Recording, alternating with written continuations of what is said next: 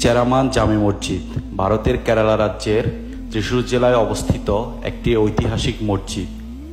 এটি 629 খ্রিস্টাব্দে নির্মিত হয়েছিল বলে মনে করা এবং এটিকে ভারতের প্রাচীনতম মসজিদ হিসেবে বিবেচনা করা হয়।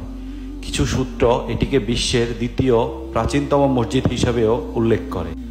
মসজিদটি 629 খ্রিস্টাব্দে মালিক ইবনে দিনার নির্মাণ করেন বলে ধারণা করা হয়।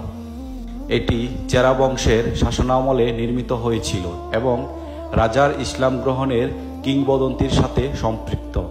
মসজিদটির মূল কাঠামোতে কেরালা স্থাপত্য শৈলীতে নির্মিত, যা দেখতে অনেকটা স্থানীয় মন্দির বা ধারাবাড়ুর মতো। মসজিদটি নবী মুহাম্মদ সাল্লাল্লাহু আলাইহি ওয়াসাল্লামের জীবদ্দশায় নির্মিত হয়েছিল বলে মনে করা হয়।